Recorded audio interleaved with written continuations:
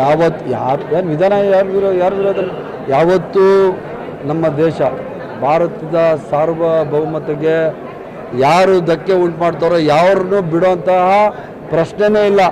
ಪಾಕಿಸ್ತಾನ ಆಗಲಿ ಇನ್ನೊಂದಾಗಲಿ ಮತ್ತೊಂದಾಗಲಿ ಮೇರಾ ಭಾರತ್ ಮಹಾನ್. ಫಸ್ಟು ನಮ್ಮ ದೇಶದಲ್ಲಿ ಯಾವುದೇ ಜಾತಿ ಜನಾಂಗದ ಹಂಗು ಇಲ್ಲ, ಯಾವುದೇ ಪಕ್ಷದ ಹಂಗು ಇಲ್ಲ.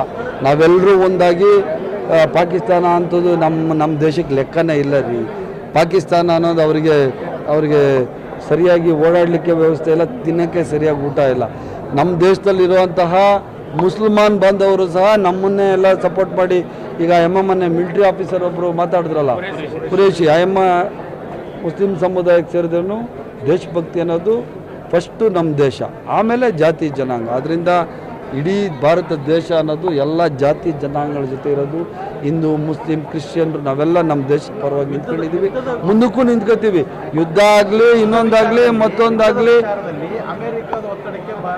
ನೋಡ್ರಿ, ಬೇರೆಯವ್ರ ವಿಚಾರ ನಾನು ಮಾತಾಡ್ಲಿಕ್ಕೆ ಹೋಗಲ್ಲ. ಬೇರೆಯವ್ರು ಯಾರು ಇದ್ದಾರೆ, ಬೇರೆಯವರು ಯಾರು ಒತ್ತಡಕ್ಕೆ ಒಳಗಾದರೂ ಏನು ಮತ್ತೊಂದಾದರೂ ನಾನು ಅದ್ರ ಬಗ್ಗೆ ಕಮೆಂಟ್ ಮಾಡೋಕ್ಕೆ ಹೋಗಲ್ಲ.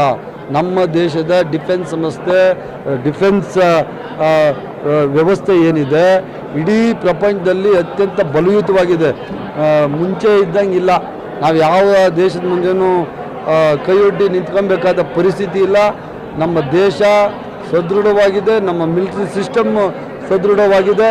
ಪಾಕಿಸ್ತಾನ ಒಳಗೊಂಡಂತೆ ಇಡೀ ಪ್ರಪಂಚದ ಯಾವುದೇ ಬಲಯುತವಾದ ಕ್ಷೇತ್ರದ ಮೇಲೆ ಅವ್ರು ಹೋಗಿ ಹೊಡೆದಾಕುವಂಥ ಶಕ್ತಿ ನಮಗಿದೆ.